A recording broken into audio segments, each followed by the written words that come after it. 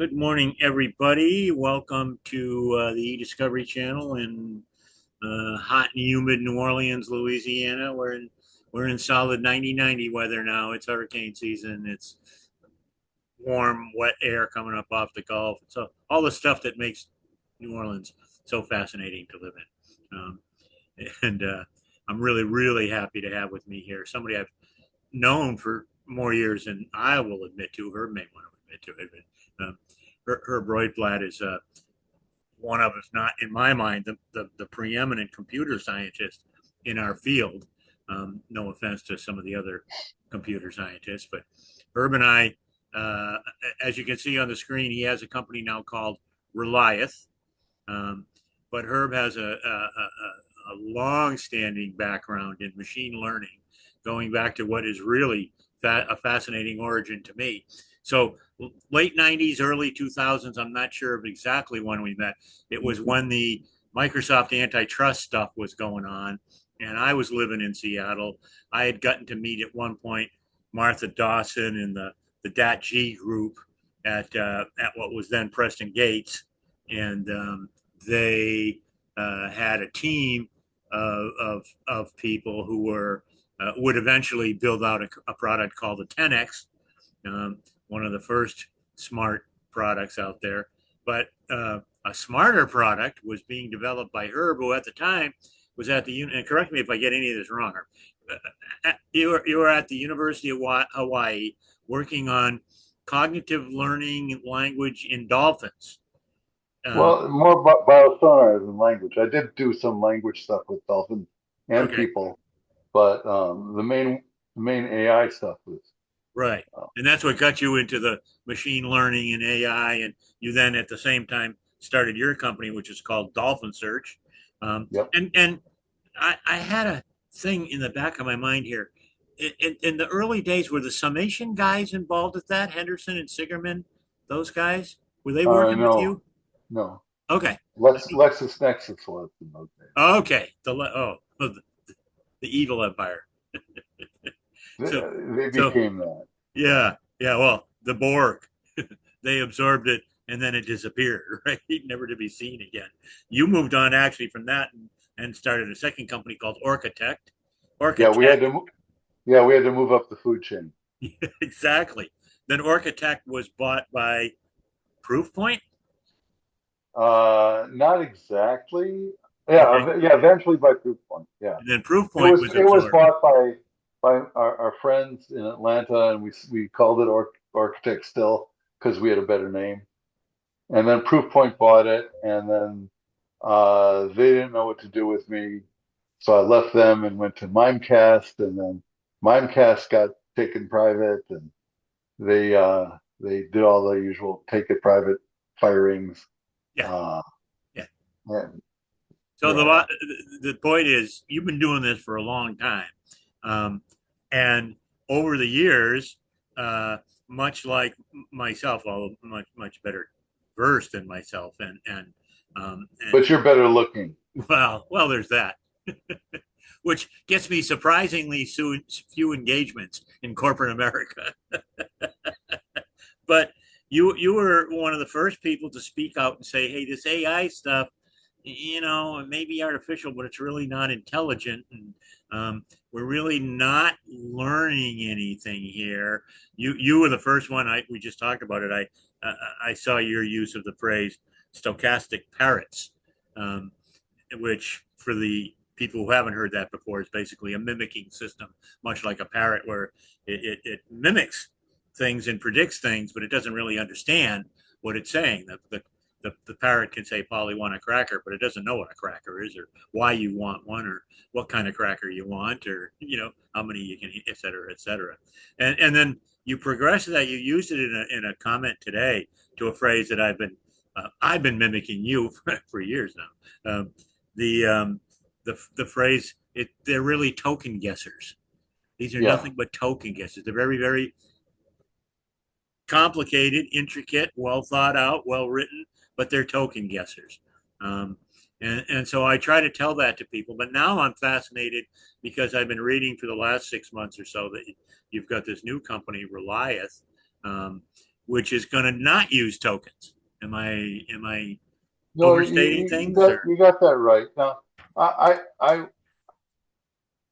my problem with the AI companies now, and especially in the e-discovery space, is not that they can't do anything.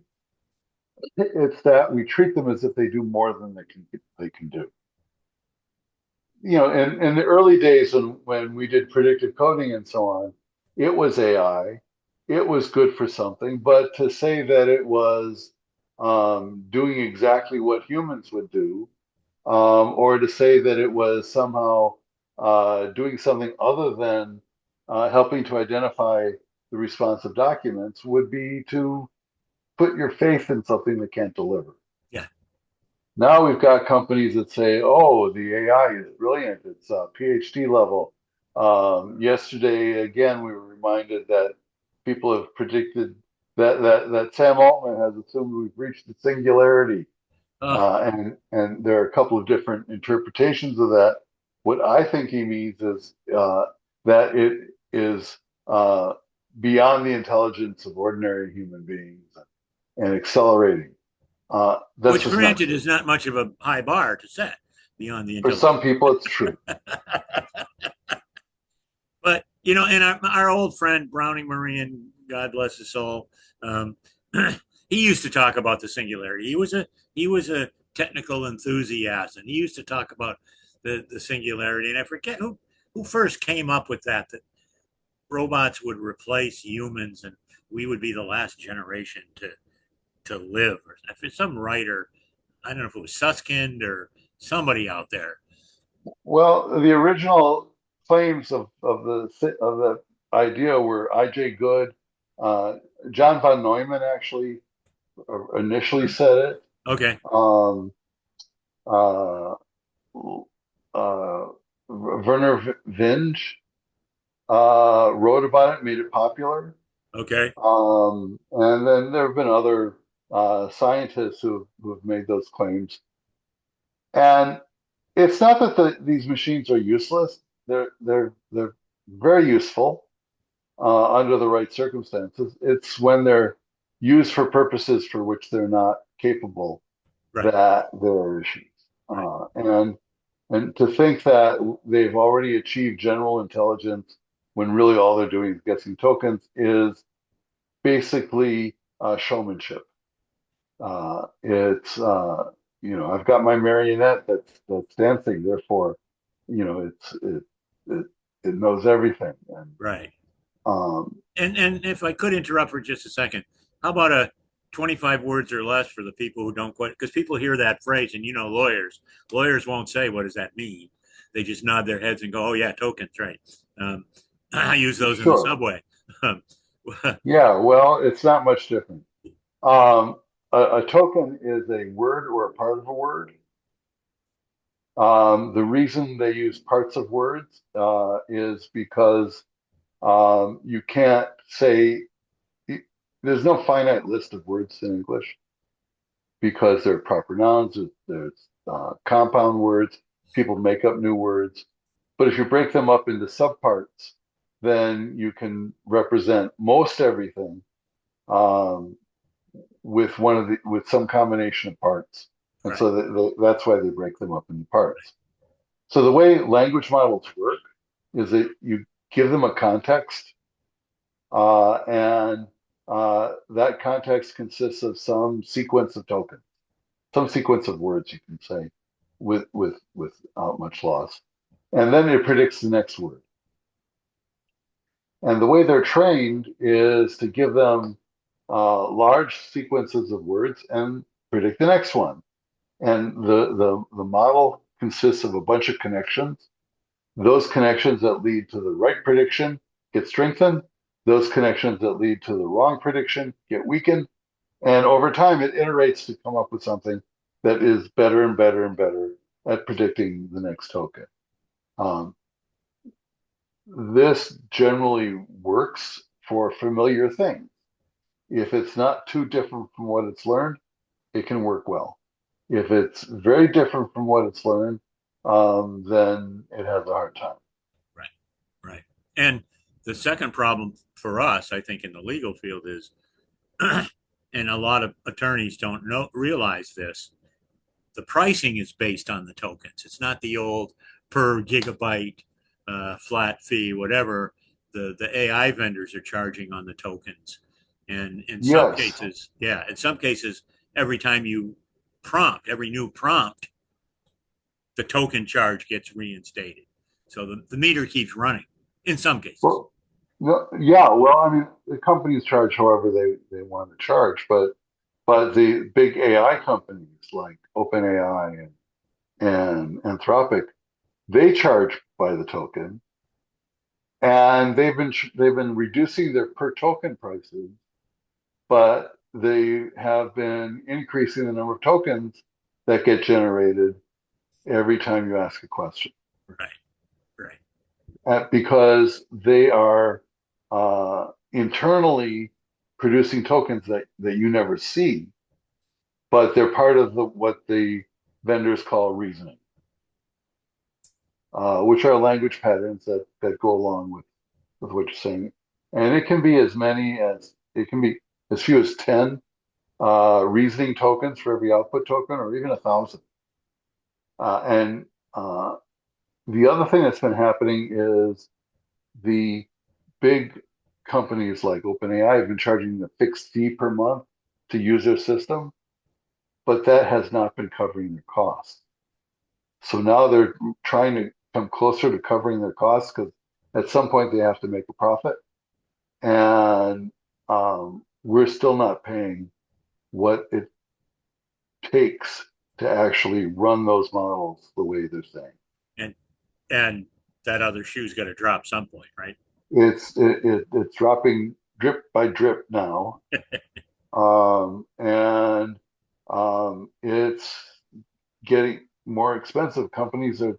I'm hearing stories, and maybe they're exaggerations. Oh, we were paying $1,000 a month, now we're paying $100,000. No. Well, I can tell you none of the small firms I work with are doing that. No, well, they can't. Yeah, Um, yeah, and so we set up Reliath, yeah. So now and tried to that's great. deal We with talked that. about the problem. Tell me the solution. Tell me a different Yeah, way to do this. yeah. So it all started. I wrote a blog post on Substack saying that for AI models to become autonomous, they would have to self-curate their own data. The early language models just threw everything in it. They threw Kardashian tweets. They threw discussions of fantasy games. Yeah. They threw anything they could access. They threw in it. Anthropic now owes me some money because they threw one of my books in and settled in court. And that just got approved a few days ago. And I don't. It probably will be $50 by the time it's all done. But but they just threw everything they could, and then they tried to build guardrails to keep it from coming back out. Okay. Uh, so they had no way to curate, and they judged themselves by how many tokens they ingested when training their model. So we decided that we would pursue self-curation, and the first thing that required was some way of representing truth rather than just token probability. So if you're going to decide that something is worth including in your training set, well, you got to know if you have to have some way of evaluating whether it's true or not. And the models, the LLMs, have no way of evaluating that. They trust that people are going to more often say true things than false things. And when that fails, that's when you get a hallucination. And so we decided, okay, we're going to have some way of including truth. That means we have to have some way of representing truth. And the smallest unit you can use to represent truth is a proposition. That's a philosophical term. It's not, I'm asking you to marry me. Um, it's two entities and a relation. So Costco, located in the United States, is has a truth value. It could be true, it could be false. Costco located in India is false. Costco located in the United States is true. So the smallest unit we could have of representation in our model would be a proposition, not individual tokens, not individual words. And the other thing I decided to do is represent those propositions in two ways. One way is as symbolic, so Costco located in the United States. The other way is as a semantic meaning, capturing the meaning of the phrase in a vector, in the same way that language models and all the neural network AI models do. They represent the meaning of things in vectors, and the similarity of the vectors is intended to represent the similarity of meaning. Uh, so a vector is just a list of numbers, an ordered list of numbers. And then another thing that we did is we don't pretend that we know the absolute truth over the whole world. Rather, we let each customer specify what the truth is. So in the case of eDiscovery, we let the document specify what the truth is. There can be conflicts. We can identify those conflicts because they would result in conflicting propositions and conflicting units of truth. And we can use them to reason, we can use them to answer questions, and we can use them to do basically e-discovery. Find the documents that are relevant, not by reading the documents, but by reading the facts and selecting the facts that you want So to. how do you get those propositions? Let's say you have a data set. We we have there's a number of methods. We have a program that does it. Um, we have used language models to do it in the past. They're very good at translating from one language, the language, ordinary text, into the language of propositions. We have a program that one of my colleagues has written that does the translation, and there are also other more traditional programs that can do that. So we use a variety of things. And then the other thing that we do is we keep track of the source of every piece of information. So we have a fact, we have a proposition, we can tell you exactly where that came from. Ah, So if you don't believe it, you just read what it says and you see, yeah, you can it's go right and there. check it and see if Yeah. you agree that that's what it says. Okay. And so far, I have yet to be disappointed. That is, I've yet to read a fact and say, oh, well, I know that's. That was way off. Yeah, yeah, yeah. Okay. And just to be clear, when you say translation, you're talking about analyzing the document to extract the problem. You're not talking about translating Korean to Spanish. Correct. Exactly Yeah. right. Yeah. The language of the proposition, the language of the facts is very close to English or whatever other language. Also, I just uh, did a new collection last night that is mixed English and Spanish, Okay. um, and we don't care. Um, but it's from one form into another form. It doesn't have to have any imagination. If if the text says Costco is located in the United States, it translates that into a form that says Costco located in the United States. It's it's not rocket science to do that part. Good. I like that. And and we keep track of it. We keep track of the source of everything, so that you can always go back and have a look at it. Okay. So you want to show us something? Yeah, I can show you a few things. Yeah. I've got one. This is really funny. I'm sorry, just to interrupt.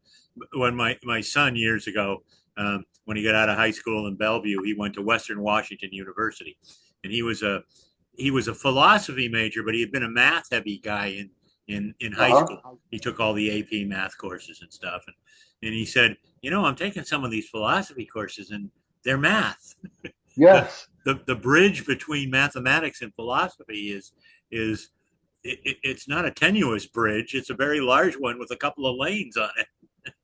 Well, no, there's a big chunk of philosophy that is very mathematical, Yeah, and mathematics is the basis for, it figures in it just about everything we think of. Even in the old dolphin search days, they said, no, this isn't magic, it's just math. it's just math. Yeah. Of course, Yeah. to some of us, math and magic are synonymous. Yes. I didn't go to law school because I knew anything about math, nor had a desire to learn anything about math. Yeah. But now Yeah. But I'm dragged kicking and screaming into it. well, maybe, but it's a good language for talking about a lot Yeah, of things. yeah. So what are we looking at here? So this is one of our applications. We Reliath wants to build the underlying model, but people don't understand underlying models, they understand applications. So we have to build enough applications to communicate what we're doing so that, and we're hoping that we can get other people to build out similar applications or additional applications. There are something like 100,000 apps in the App Store that use AI. We would like to have 100,000 apps that use Reliant. Okay, Reliath is not a large language model. But it is artificial intelligence. I have a set of data here on pancreatic cancer because one of our customers is interested in that topic. And as it turns out, just about everybody knows somebody who has it or yeah, has had it. or had it. Yeah, yeah. Yeah, and uh, it's amazing. So we load a bunch of documents. They start here, and we've got 15,167 documents that we've loaded. These all come from PubMed, which has all the abstracts for all the medical publications. And it's a sample of those. And we put them all into a knowledge base where we extract all the facts, and we can display them as a graph where every one of these circles is an entity, and the lines connecting them are relationships. So these are all true facts, true in this collection of information. And we can navigate through this graph. We don't have to build an ontology to be able to do it. Um, we can also answer questions. Let's go there and say,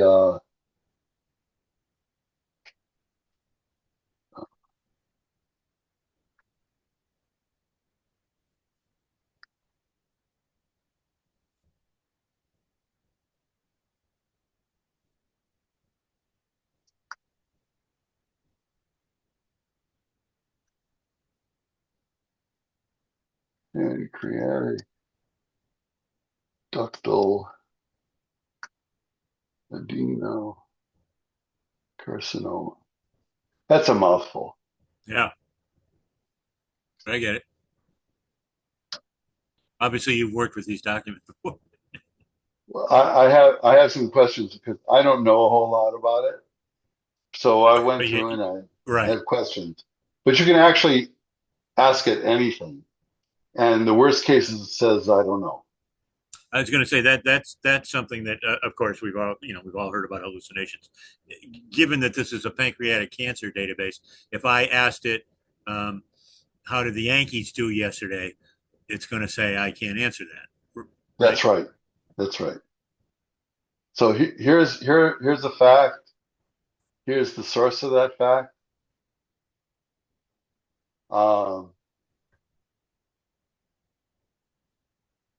and um, we have a bunch of facts here. we take the question, break it up into fact-like objects that we call factoids, and then use those to select the facts. And then in this case, we're using an LLM to generate the answer. Uh, and, uh, and another one that I've done a bunch of different medical sets, and one thing keeps recurring in there, and that's metformin. Um, Really? yeah, it's remarkable. Uh,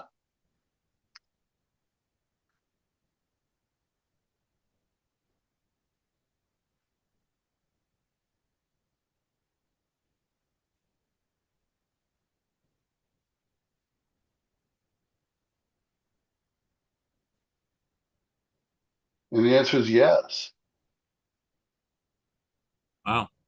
I take metformin for Uh, some you reason. know, everybody over a certain age seems to, Yeah. and it's as close as I can see to a wonder drug. I have one on Alzheimer's. It says it's protective for that. I have a collection on ELS. It's protective for that. Interesting. Um, it just seems to be, uh, and maybe that sugar regulation just is in general important to everything that you do. The other one that got me interested is the gut microbiota. That also seems to be the content, the bacteria in your gut seems to be important for just about everything that happens. Yeah. There you go. So be careful of your gut. Um, let's see. I've got a couple of other prototypes that are loaded here. Um, So what if, I mean, we're talking about truth and the document is true and it's true, it's a true statement within the database. What if it isn't true? What if, the document says uh, Paris is located in Germany?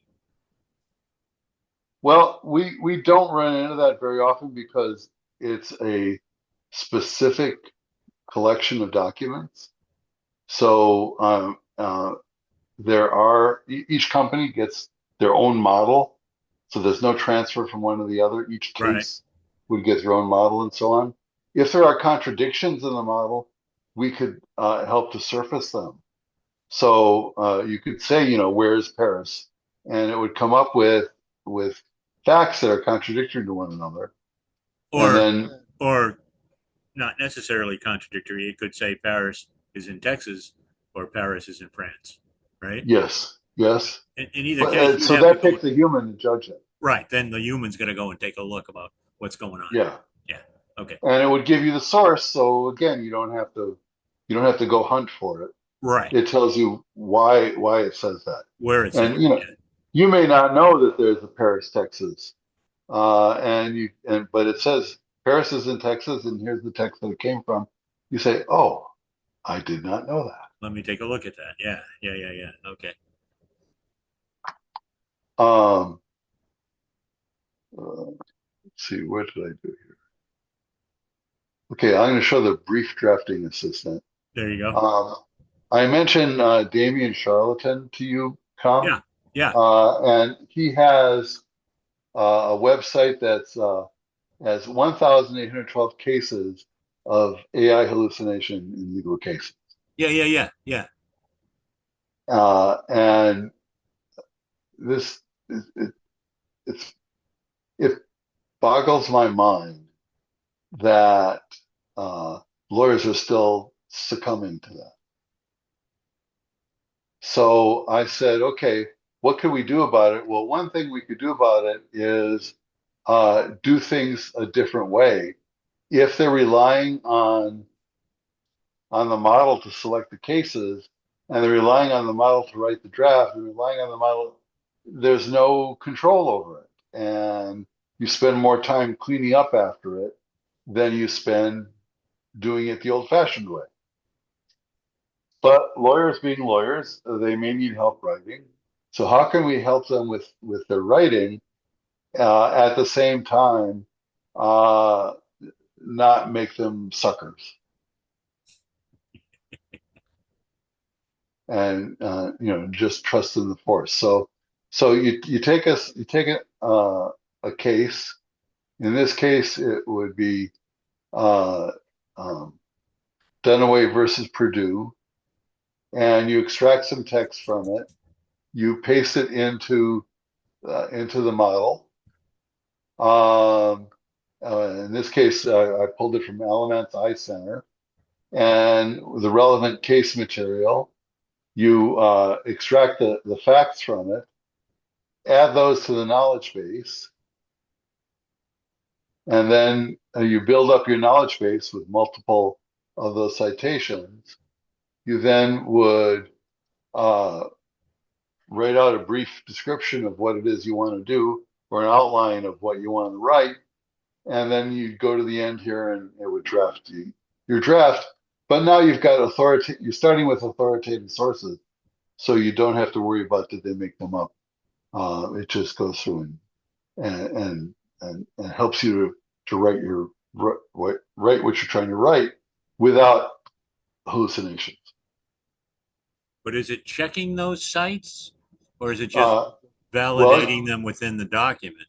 within the document, but they come from known sources.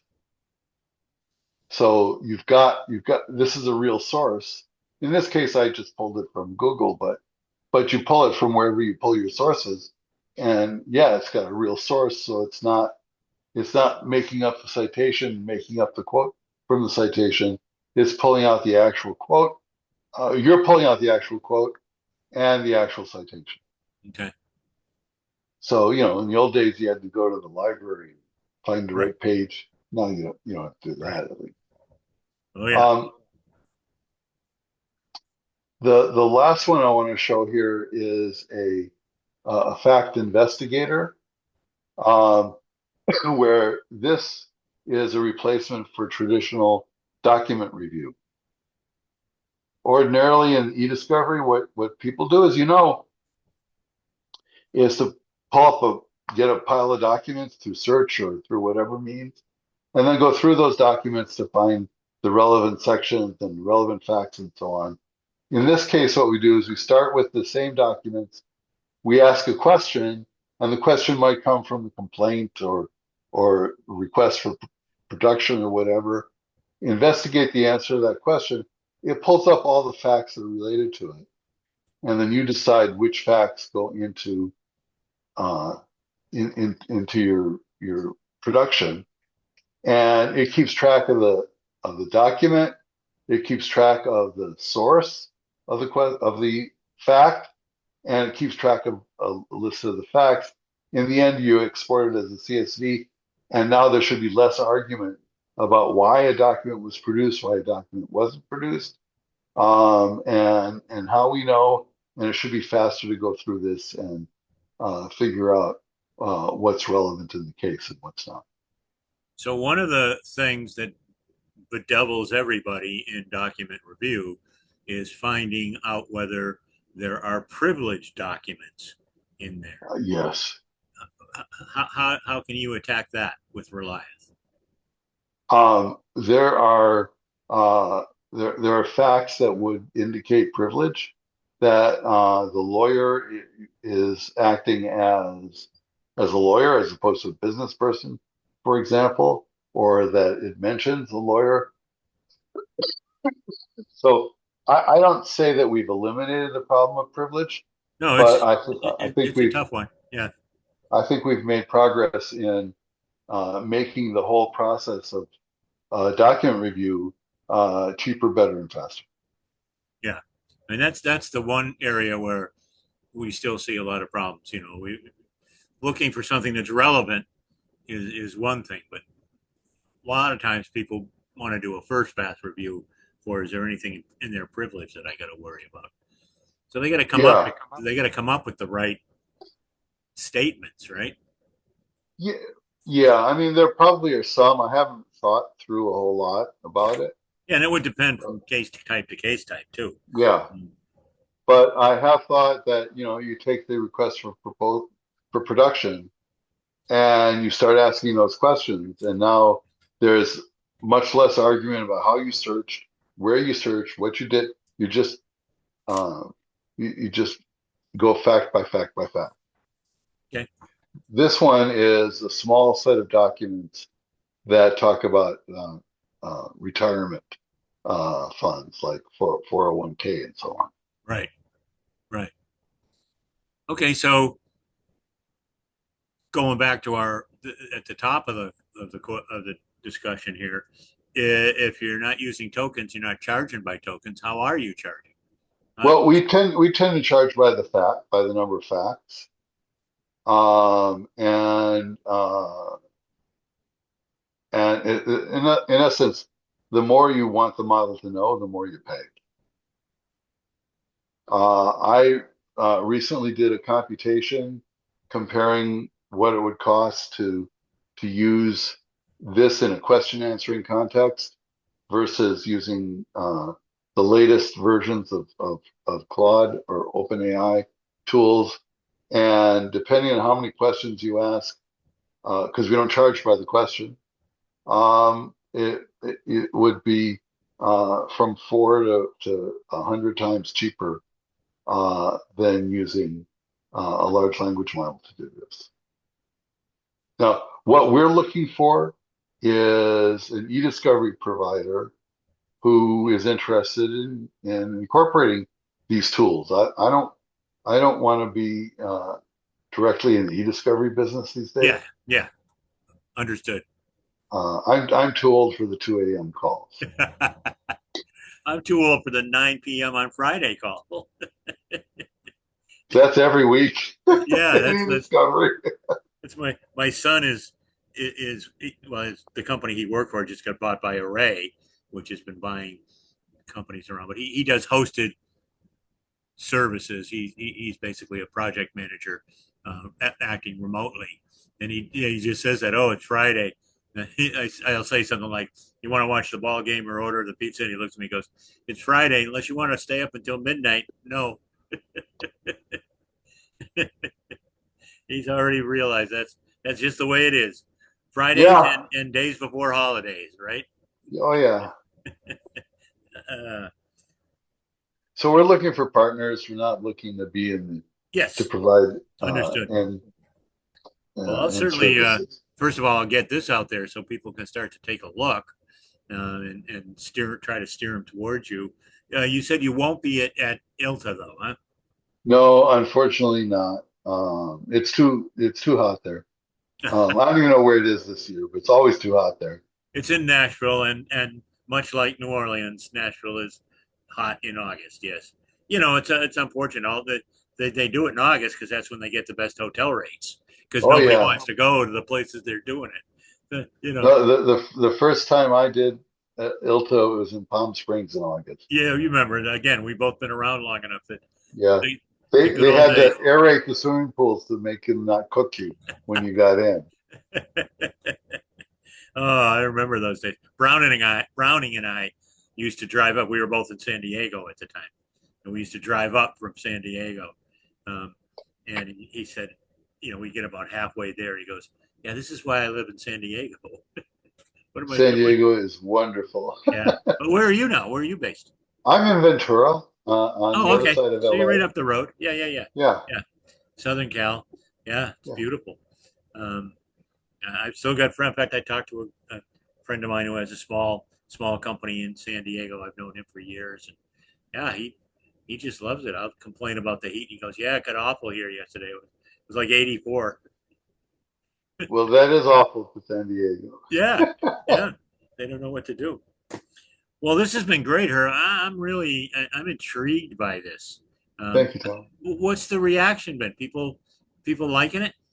People are liking it. The reaction is accelerating, especially as the prices go up of the large language models Yeah, and as the realization that hallucinations are here to stay. that's I think something that I tell people, and they always act shocked when I say that. I said, OpenAI wrote a paper about it. They can Exactly. reduce hallucinations, but it's intrinsic to to the Yes. to the to the product. It's just the way it is. Um, Yes. So yeah, there's no way around it. And I think Microsoft even did a little because of course they work with OpenAI. Although I noticed in their latest product iterations they're using Claude. Uh, Well, they'll work with anybody who will run on yeah, their infrastructure. yeah, yeah.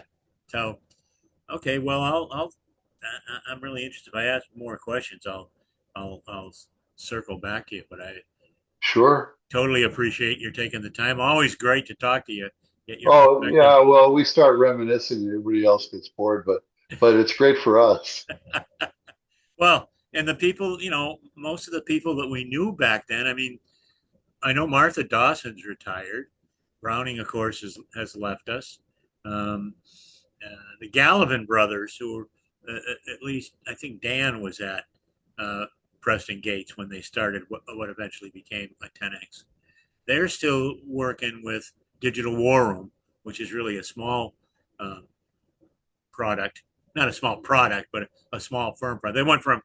They deliberately said, oh, yeah, we worked with the 10X on this huge case, and now we want to do something that's smaller Yeah. and more affordable. So I still talk to them every now and then. But yeah, there's not a whole lot of folks from back in our days, Sigerman and those guys at Summation, they all retired. And Well, John, I did too. And the very next day we started Reliath. yeah, yeah, I kind of got retired by COVID and hated it. So I went back, no, I can't. What am I going to do? Sit around and play bingo? Like, come on. Well, this is what I do. This is what I do for Yeah, fun. exactly. This is what we do. So, I'm going to keep doing it. And hopefully somebody will pay me something sometime. So, well, thanks again. I really Thank you, appreciate it. Tom. And we'll look forward to talking again. Great. My pleasure. Thank you.